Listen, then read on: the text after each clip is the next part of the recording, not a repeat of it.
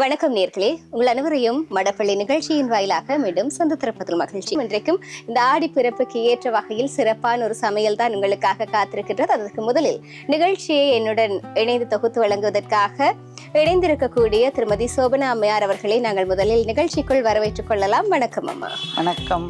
இன்றைக்கு ஆடி மாதம் சிறப்பாக பிறந்திருக்கின்றது. இந்த ஆடி மாதம் முழுவதும் இனி எல்லோருக்கும் கொஞ்சம் சந்தோஷமாகத்தான் இருக்கும் இல்லையா? கோவில்களுக்கு செல்ல வேண்டும், கூழ் குடிக்க வேண்டும், இப்படியெல்லாம் ஏராளமான ஆசைகள் அவர்களுக்கு மனங்களில் இருக்கும். அதை தவிர்த்து பெண்களுக்கு அதிகமாக விரதங்கள் வரக்கூடிய ஒரு காலமாக இருக்கும். சரி, ஆடி பிறப்பு நல்வாழ்த்துக்களை எங்களுடைய நேயர்களுக்கும் தெரிவித்துக் கொள்ளலாம். கேபிட்டல் சொந்தங்கள் அத்தனை சொந்தங்களுக்கும் இனிய ஆடி பிறப்பு நல்வாழ்த்துக்கள்.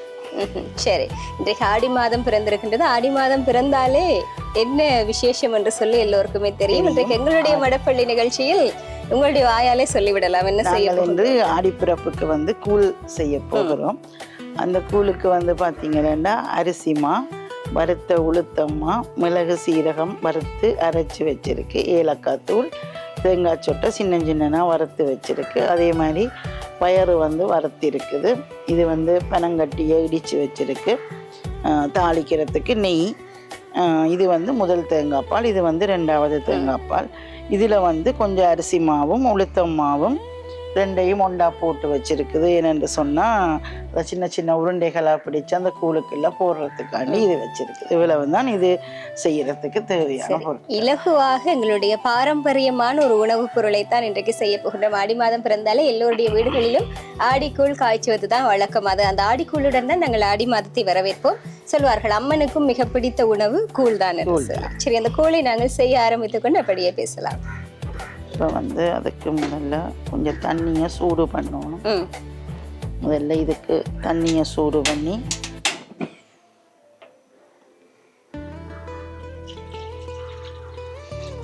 நல்ல மண் சட்டியிலே நாங்கள் இந்த கூழை பாரம்பரிய முறைப்படி நாங்கள் மண் சட்டியிலே என்று செய்ய போகிறோம். அதாவது எங்களுடைய முன்னோர்களும் நல்ல அறிவாளிகள். உண்மையிலேயே அவர்கள் விஞ்ஞானத்தை கற்கவில்லை, ஆனால் இந்த ஒவ்வொரு விடயங்களிலும் அவர்கள் உருவாக்கி வைத்த பண்டிகைகளாக இருக்கட்டும், உணவு பதார்த்தங்களிலாக இருக்கட்டும், எல்லாவற்றிலுமே ஏதோ ஒரு காரியம் அடங்கி இருக்கின்றது. அது ஆன்மீகத்தையும் தாண்டி அறிவியலையும் சார்ந்து இருக்கும். கண்டிப்பா அந்த பருவ காலத்திற்கு ஏற்ற மாதிரி தான் ஒவ்வொரு உணவும் சொல்லி இருப்பார்கள். இப்ப ஆடி மாசம் என்று அம்பாளுக்கு கூழ் வைக்கிறோம் என்று சொன்னால் அந்த கூழ் அம்பாளுக்கு வைத்தாலும் அதிலேயும் ஒரு அறிவியல் இருக்குது. என்னன்னு சொன்னா அப்ப பருவகாலம் மாறுது. இப்ப விழாகாலமும் நல்ல வெயிலா இருந்தது. இனி வெயில் முன்பனி காலம் இருந்து இப்பொழுது பின்பனி காலத்துக்குள்ள காத்து, அதை விட காத்தும் அதிகமா இருக்கும். அப்ப வெப்பமும் அதிகமா இருந்து இனி எல்லாரும் மழைய வேண்டிவிடும். அப்ப அப்படி இருக்க பருவகாலம் மாறிக்க எங்களுடைய உடல்நிலையும் மாறுபடும். அப்ப அப்படி மாறுபடைக்குள்ள இப்படியான கூழ் போன்ற எளிமையான உணவுகளை உண்ணும் போது எங்கட உடம்புக்கு அது நல்லதா. அதாவது இலகுவில் ஜீரணமாக கூடிய உணவுகளை நாங்கள் எடுத்துக்கொள்ள வேண்டும். இந்த காற்று காலத்துல அதிகமாக தொற்று நோய்கள் எங்களுக்கு இருக்கக்கூடிய, அதாவது இந்த அம்மை போன்ற ஆரம்ப காலங்களில் இதெல்லாம் அதிகமாக இருந்தது. அதனால்தான் இந்த வேப்பமில்ல கட்டணம் அதுல எல்லாம் மருத்துவ குணங்கள் அதிகமாகவே இருக்கிறதால தான் அந்த ஆடி மாதத்துல நாங்க இப்படியாக கூழ், அதாவது இந்த உளுத்தம் மாவாக இருக்கட்டும், சர்க்கரையாக இருக்கட்டும், தேங்காயாக இருக்கட்டும், முற்று முழுதாக இயற்கையாக விளையக்கூடிய அந்த பொருட்களை எடுத்து அதில் நாங்கள் செய்கின்ற பொழுது எங்களுடைய உடலுக்கு நோய் எதிர்ப்பு சக்தி அதிகமாக இருக்கும் என்கின்றபடியால் தான் இந்த மாதத்தில் இப்படியாக எல்லாம் உருவாக்கி வைத்தார்கள். அதுபோல கூடுதலாக அம்மன் வழிபாடும் செய்வார்கள். இந்த அம்மை அதுகள் எல்லாம் வராமல் இருக்க வேணும் என்பதற்காக அம்மனையும் வழிபாடு கூடுதலாக செய்வார்கள். சொல்ல வேண்டும் என்று சொன்னால் அம்மனுக்கு உகந்த மாதம் தான் இந்த ஆடி மாதம். பொதுவாக இந்த மாதங்கள்ல நல்ல காரியங்கள் என்று சொல்லி, அதாவது இந்த திருமணம் போன்ற சுப காரியங்கள் செய்ய மாட்டார்கள், ஆனால் வீடு குடிபுறுதல் போன்ற சுப காரியங்கள் செய்வார்கள். முற்று முழுதாக ஆலய வழிபாடு அந்த மாதம். பெண் தெய்வ வழிபாடு தான் அதிகமாக இருக்கு. இப்போ இந்த தண்ணி கொதிச்சிட்டது. இப்போ நாங்கள் இதை இடியப்பம் அதுகளுக்கு குழைப்பம் தானே, அது மாதிரி கொஞ்சமாக அந்த தண்ணியை விட்டு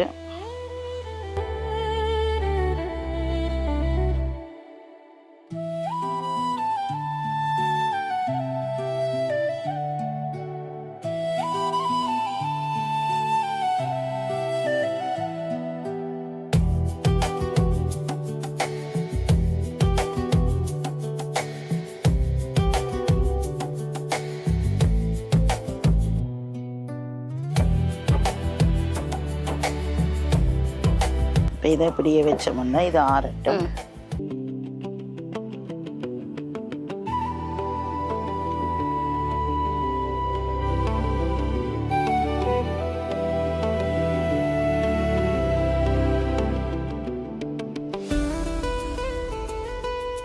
மறுபடியும் தண்ணீரை கொதிக்க வைக்கணும் இல்லையா? தண்ணியை கொதிக்க வச்சுட்டு இதில் நாங்கள் நல்ல வாசனை வர்ற அளவுக்கு வறுத்து வச்சிருக்கிறோம் பயறு. அந்த பயரை வந்து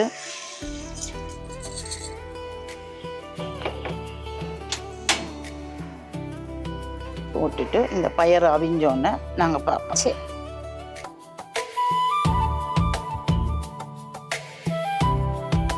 சரி, ஆடி பிறப்பு சந்தோஷமா அப்படி ஆடிக்குள்ளோட ஆரம்பிச்சிருக்கு.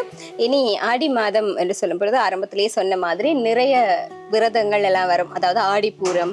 நாங்க என்னதான் பெண் தெய்வ வழிபாடு செய்தாலும் இந்த ஆடி மாதத்துல இன்னும் எல்லோருக்கும் பிடித்த ஒரு ஆண் தெய்வத்துக்கும் சிறப்பான ஒரு விசேஷ காலம் என்றுதான் சொல்லணும். அதாவது ஆடி கிருத்திகை, முருகனுக்கு உகந்த நாள். இந்த மாதிரியாக நிறைய, அதாவது இனி அதற்கு பிறகு வரலட்சுமி விரதம் என்று சொல்லி ஏராளமான விரத காலங்களை நாங்கள் அப்படியே வரவேற்பதற்கு தயாரா இருக்கிறோம் இல்லையா? ஒவ்வொரு விரதத்தை பற்றியும் சும்மா சின்ன சின்னனா பேசிக்கொண்டு அப்படியே நாங்க செய்யலாம். இப்போ வந்து இது நல்லா ஆறிட்டது.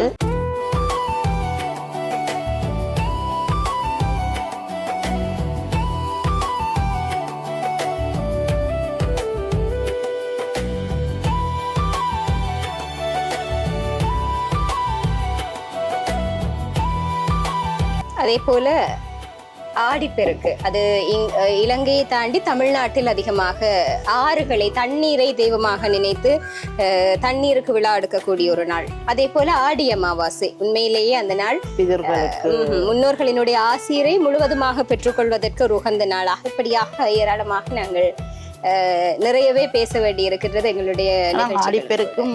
இப்ப ஓரளவு இங்க செய்யணும். ஆடிப்பெருக்கு என்பது இந்த கங்கா, ஜமுனா என்று சொல்லி நதிகளை வந்து, புண்ணிய நதிகளை வந்து இதன்றது. அதாவது வந்து அந்த கிருஷ்ண பரமாத்மாவிடம் வந்து கேட்ட போது சொன்னார, நீ போய் இந்த இதுல ஸ்நானம் பண்ணு, அப்ப வந்து உனக்கு இந்த பாவம் எல்லாம் நீங்கும் என்று சொல்லி. அப்ப அந்த பாவம் அங்க நீங்கினதால நாங்களும் அந்த நாள்ல போய் அதுல வந்து குளிச்சோம் என்று சொன்னா எங்களுக்கு எங்கள்ல இருக்கிற பாவங்கள் எல்லாம் அது ஏற்றுக்கொள்ளும். அதே போல இந்த புதிர், அதாவது நெல் விதைக்கிறது, இந்த மாதிரி விவசாயிகளும் இந்த ஆடி மாதத்துல தான் தங்களுடைய அடுத்த பருவ விவசாயத்தை, இரண்டாம் பருவத்துக்கான விவசாயம். இப்ப பொங்கலை வந்து நாங்கள் எப்படி சூரியனுக்கு வந்து வணங்குறோமோ அதே மாதிரி தான் இதுவும் வந்து என்னன்னா ஆடிப்பிறப்பன்னைக்கு கூழ் செய்து அவரவர்களுடைய குலதெய்வத்தையும் வழிபாடு செய்வார்களாம்.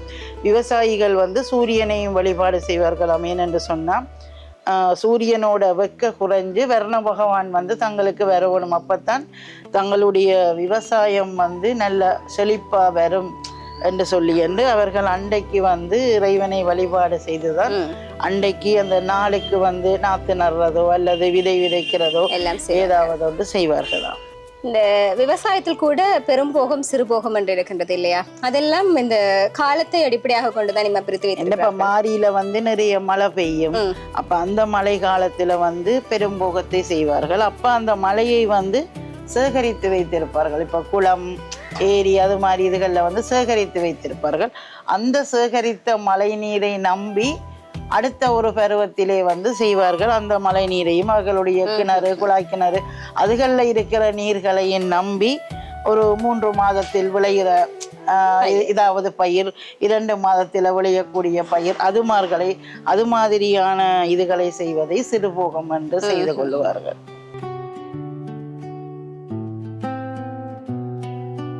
இப்போ இதே மாதிரி சின்ன சின்னதாக அப்படி உருட்டினம் என்று சொன்னால் நாங்கள் பிறகு அதை அந்த கூழுக்குள்ளே போட்டுக்கொள்ளலாம். இதுலேயும் கூட அந்த நாளையில் வந்து ஒரு ஒற்றுமை இருந்தது. என்னென்னா வீட்டில் இருக்கிற எல்லா உறவுகளும் இப்போ வந்து நாங்கள் எல்லாரும் தனித்தனியாக இருக்கிறோம். தனித்தனியாக ஒவ்வொரு வீட்டிலையும் என்ன விசேஷம் வந்தாலும் தனித்தனியாக தான் செய்யணும். அப்போ வந்து அப்படி இல்லை. ஏதாவது ஒரு விசேஷம் வந்தால் எல்லா உறவுகளும் அம்மா அப்பா அங்கே இருக்கிறோமோ அந்த வீட்டுக்கு வந்துடுவினோம். வந்தால் எல்லா சொந்தங்களும் சேர்ந்து கூட இருந்து அந்த வீட்டில் அன்னைக்கு இப்போ கூழ்ன்னு சொன்னால் எல்லாருமா சேர்ந்து பெரிய ஒரு பானை வச்சு அன்னைக்கு கூழ் செய்து இறைவனையும் வழிபாடு செய்து அம்மா அப்பாவிடமும் ஆசீர்வாதம் பெற்று இந்த கூழை சந்தோஷமாக அந்த நாள்ல ஒற்றுமையா குடித்து செல்வார்கள். அப்ப அப்படி இருக்கேக்க இப்போ கூடி இருந்து அவையின் குடும்ப கதைகள், சொந்த கதைகள் எல்லாத்தையும் கதை கேட்க இப்படி இருந்து ஒரு ஆள் இதை உருட்டும், ஒரு ஆள் தேங்காய் திருவும், ஒரு ஆள் பால் குடியும், அப்படி என்று அது ஒரு தனி சந்தோஷமாக இருக்கும். அதே நேரம் இப்போ வந்து என்னன்னு சொன்னா எல்லாரும் வேலையின் நிமித்தம் வந்து கூழதுகள் செய்யறதே குறைஞ்சு போச்சுது. ஆனா கண்டிப்பா இந்த ஆடிப்பிறப்பிலையாவது நாங்கள் இந்த கூழை செய்யவும் வேணும். அதே நேரம் எங்களோட பிள்ளைகளுக்கும் நாங்கள் இதை கண்டிப்பா சொல்லி கொடுக்கணும். ஏனென்று சொன்னா இப்ப நான் ஒவ்வொருத்தர் ஒவ்வொரு முறையில இந்த கூழை கூட செய்வினோம். எனக்கு வந்து நான் சின்ன பிள்ளையா இருக்க எங்களோட அப்பா அம்மா இப்படி செய்யன்னு சொல்லி கொடுத்தேன். அதைத்தான் நான் இன்று வரைக்கும் செய்து கொண்டு வரேன். அப்ப அது மாதிரி நாங்களும் செய்யாம விட்டு எங்களோட பிள்ளைகளுக்கும் சொல்லி கொடுக்காம விட்டோம்னா இனி வர்ற ஆடிப்பிறப்பு காலங்கள்ல வந்து பிள்ளைகளுக்கு ஆடிப்பிறப்புன்னா என்னன்னே தெரியாமலும் வந்துடும். அவைக்கு இப்படித்தான் கூழ் செய்யணும் அப்படி என்னும் தெரியாம வந்துடும். அப்ப அதால வந்து கண்டிப்பா நாங்க செய்ய இதேன் செய்யறோம், இதை எப்படி செய்யணும் என்று ஒவ்வொருத்தருக்கு ஒவ்வொரு முறை இருக்கும். அவையன்ற முறையில வந்து கண்டிப்பா அதை பிள்ளைகளுக்கு சொல்லி கொடுக்கணும்.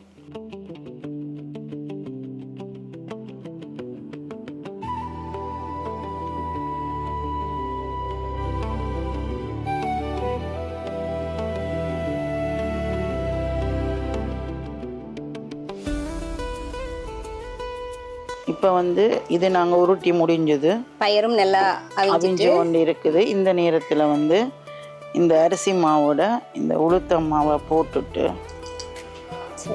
உளுத்தம் மாவும் அரிசி மாவும் கலந்துட்டு இதுக்கு இந்த தண்ணி தேங்காய் பால் இருக்கு தானே, இதை விட்டு கட்டிகள் இல்லாமல் அப்படியே கரைச்சிட்டோம்னா அதுக்கு அப்படியே கட்டி விடாது.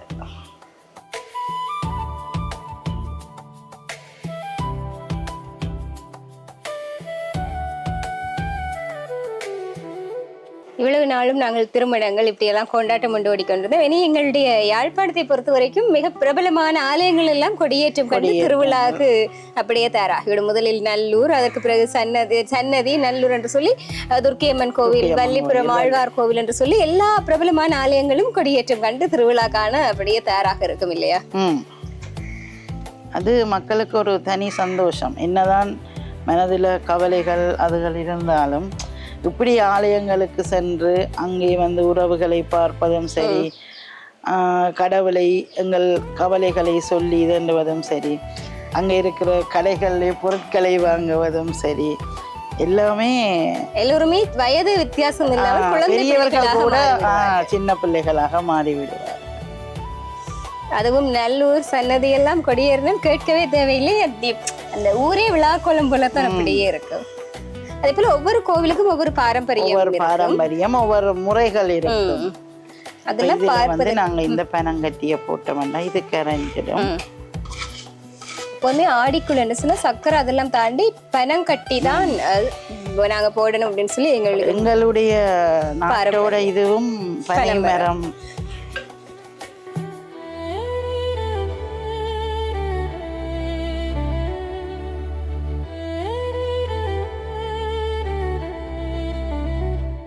இந்த பயரும் வந்து ஒவ்வொருத்தரோட சில பேர் வந்து நல்ல அவிய விடுவினம், சில பேர் வந்து அரைப்பதம் அவிய விடைக்க வந்து நாங்கள் குடிக்கல, அது வந்து கொஞ்சம் கடிபடும்.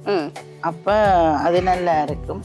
சில பேருக்கு வந்து அப்படி கடிபடுறது விருப்பம் இருக்காது. அப்படியானவர்கள் நல்லா கறியை விட்டுக்கொள்ளலாம். அது எல்லாமே எங்களுடைய விருப்பம்தான். முடிந்த வரைக்கும், அதாவது எங்களுக்கு இருக்கக்கூடிய ஒரு வருடத்தில் 12 மாதம் இருக்கிறது. ஆனால் ஒரு மாதத்தை தான் இந்த இறைவனுக்காக விசேஷமாக முக்கியத்துவம் கொடுங்கள் என்று சொல்லுவதற்கு வைத்திருந்தார்கள். காரணம் அது எங்களுடைய உடல்நலம் சார்ந்து. நாங்கள் அதிகமாக வெயிலுக்குள் செல்லக்கூடாது, வெயில் தாக்கி நோய்கள் வரும் என்று சொல்லி இதெல்லாம் கருத்தில் கொண்டுதான் இப்படியாக உருவாக்கினார்களாக இருந்தாலும் எங்களுடைய நம்பிக்கை இந்த மாதத்தில் நாங்கள் ஆலயங்களுக்கு சென்றது. இதை நாங்கள் இதில் விட்டுட்டு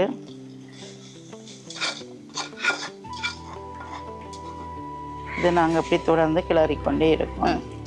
அதாவது எங்களுடைய நம்பிக்கை நாங்கள் ஆலயங்களுக்கு செல்ல வேண்டும், இறைவனை வழிபாட வேண்டும் என்று சொல்லி ஆக இந்த ஒரு மாதம் நாங்கள் இறைவனுக்காக ஒதுக்கி முடிந்த வரைக்கும் செவ்வாயோ வெள்ளிக்கிழமைகளிலோ சரி நாங்கள் ஆலயங்களுக்கு செல்வதை இந்த ஒரு மாதத்திலாவது வழக்கப்படுத்திக் கொள்ள வேண்டும். அதே மாதிரி இந்த ஆடி மாசத்திலே வந்து ஆடி செவ்வாய் விரதம் வந்து கண்டிப்பாக பெண்கள் இருப்பார்கள். அந்த ஆடி செவ்வாய் விரதத்திலும் வந்து அந்த தேசிக்காய் விளக்கு போடுவார்கள் துர்க்கை அம்பாளுக்கு. சும்மா வந்து செவ்வாய் வெள்ளியில வந்து ராகு காலத்தில் போடுவார்கள். அப்படி போட முடியாதவர்கள் வந்து இந்த ஆடி செவ்வாயில் வந்து கண்டிப்பாக விளக்கு போடுவார்கள். என்ன குழந்தை பாக்கியம் வேண்டி, அல்லது இப்போ கிண பேருக்கு திருமணம் ஆகாமல் இருக்கும், அப்போ தங்களுக்கு நல்ல வரன் வேணும் அப்படி என்று சொல்லி என்று இந்த ஆடி செவ்வாயில் விரதம் இருப்பார்கள். அதற்கு கூட முன்காலங்களிலே சொல்லி இருப்பார்கள், ஆடி செவ்வாய் விரதம் இருந்தால் நாடி சென்ற கணவன் தேடி வருவான் என்று சொல்லி என்று. அது என்னென்னு சொன்னால், இப்போ சில குடும்பங்கள் அதுக்கு அர்த்தம் வந்து இப்போ சில குடும்பங்களில் ஒரு சண்டை சச்சரவு இருக்கும். அப்படியானவர்கள் கூட அந்த சண்டை சச்சரவு இல்லாமல் வாழ்வார்கள். எங்களுக்குரிய நாங்கள் எப்படி ஆசைப்படுறோமோ எங்களுக்குரிய வரன் கிடைக்கும் அப்படி என்று சொல்லி என்று அந்த அவர்கள் தங்களை இதுக்கேற்ற மாதிரி அதை எடுத்துக்கொள்ளலாம். சில குடும்பங்களில் கருத்து வேறுபாடுகளால் பிரிந்திருப்பார்கள். அப்படி பிரிந்திருப்பவர்கள் கூட இப்படியான விரதத்தை பிடித்து அம்பாளிடம் வேண்டிக் கொள்ளும் போது அவர்களுக்கு கண்டிப்பாக நல்ல ஒரு வாழ்க்கை கிடைக்கும்.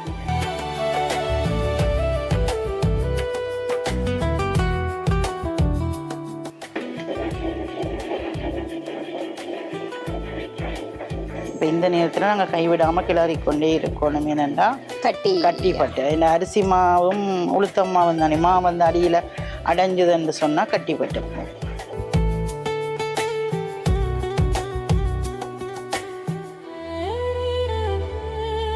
மா வீரத்துக்கு வந்து தண்ணி காணாமல் இருந்துச்சுன்னா நாங்கள் கொஞ்சம் தண்ணியை இதில் சேர்த்துக்கொள்ளலாம்.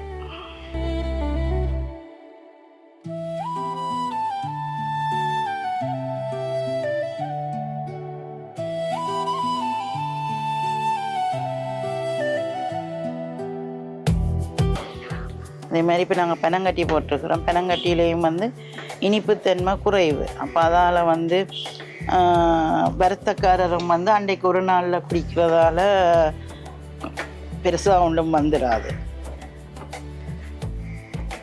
எல்லாவர்களுக்கு கொஞ்சம் இனிப்பு குறைவாக எடுத்து கொடுத்துட்டு நாங்கள் பிறகு குடிக்கிறதுக்கு வேணுமெண்டா இனிப்பை கூட போட்டு கூட எடுக்கலாம்.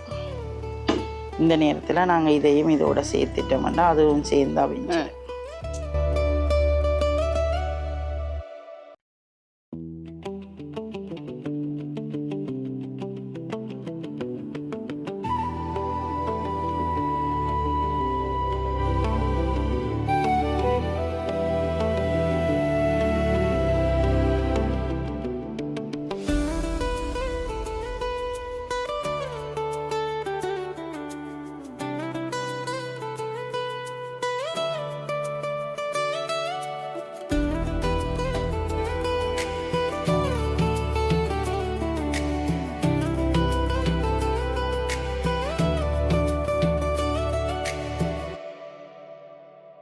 இப்போ இந்த மிச்சம் இருக்கிற கட்டிப்பால் இருக்குதான், இதையும் இதோட சேர்த்துருவோம்.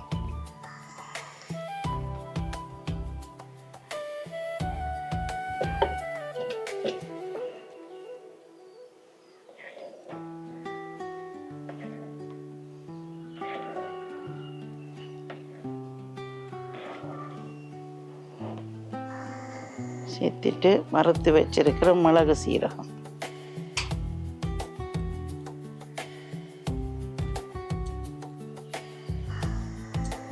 இதில் அந்த வாசனை கொடுக்கறதே இந்த கூழுக்கு வந்து இந்த மிளகு சீரகம் தான். கொஞ்சம் ஏலக்காயை வந்து இதில் நாங்கள் குறைச்சி போடணும். மிளகு சீரகத்தை தான் கூடுதலாக போடணும்.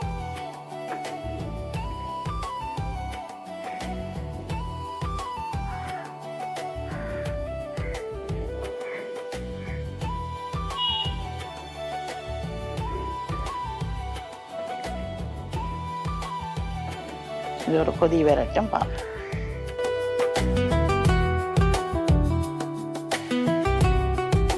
சரி, பாடிக்குள் இப்போ இது வந்து நல்லா கொதிச்சிட்டுது. இதை நிப்பாட்டிட்டு நாங்கள் இதில் வந்து இப்போ இந்த தேங்காய் சொட்டை வந்து இப்படியே போடுறதுனாலும் போடலாம். ஆனால் கொஞ்சம் நெய்யில் பொரிச்சிட்டு போட்டோம்னா இன்னும் கொஞ்சம். இப்போ இதில் வந்து கொஞ்சம் நெய்யை விட்டுட்டு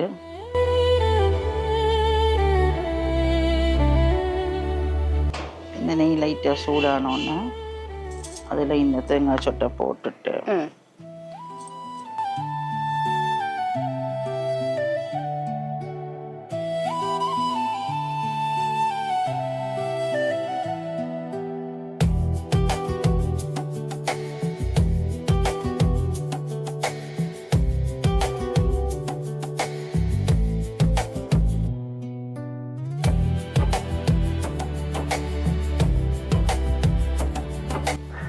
நீங்கள் முன்னாடியே சொன்ன மாதிரியே இதில் உளுத்தம் மாவில் ஒரு சத்து, மிளகு சீரகம், தேங்காய்ப்பால், பயறு ஒவ்வொன்றிலையுமே ஒவ்வொரு தனித்துவமான சத்துக்கள் இருக்கின்றது. அதனால தான் எங்களோட முன்னோர்கள் அதை முன்னாடியே எங்களுக்கு சொல்லி கொடுத்துட்டு போயிருக்கணும். அதாவது மாதத்தின் முதல் நாளே நாங்கள் ஆரோக்கியமாக வாழறதுக்கு என்ன மாதிரி உணவு தேவை அப்படின்னு சொல்லி நாங்கள் எடுத்துக்கொண்டா அது பிறகு அடுத்தடுத்து வரக்கூடிய நாட்கள்லையும் அது மாதிரி எடுத்துக்கொள்ளுவோம் அப்படின்ற ஒரு நம்பிக்கையில தான் அது உருவாக்கி இருக்கிறாங்க.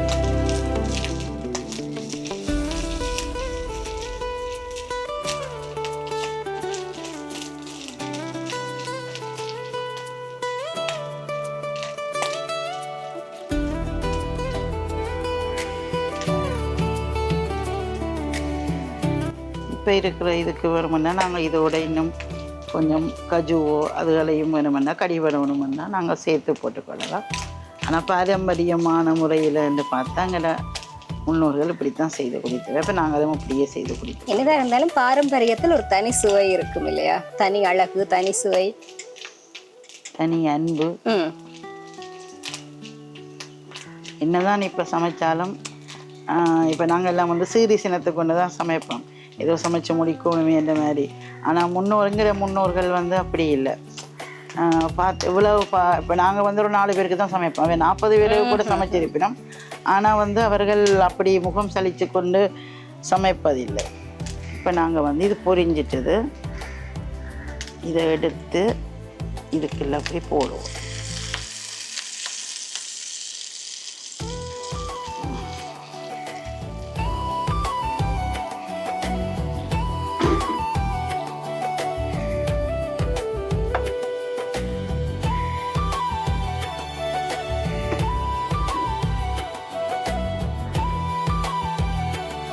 நல்லா மிக்ஸ் பண்ணிட்டு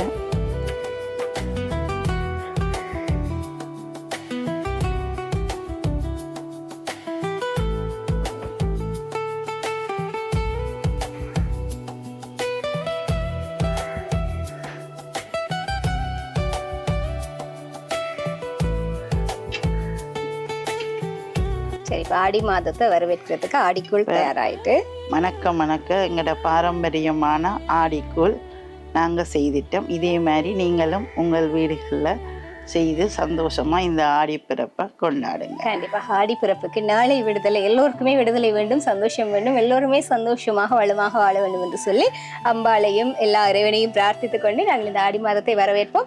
எல்லோருக்கும் சுபீட்சமான வாழ்வும் கிடைக்க வேண்டும் என்று சொல்லி நாங்களும் இந்த நேரத்தில் பிரார்த்தித்துக் கொண்டு நிகழ்ச்சியை நிறைவுக்கு கொண்டு வருகின்றோம். மீண்டும் மற்றொரு நிகழ்ச்சியின் வாயிலாக உங்கள் அனைவரையும் சந்திக்கும் வரை உங்களிடமிருந்து நாங்களும் நன்றி கூறி விடைபெற்று செல்கின்றோம். நன்றி, வணக்கம்.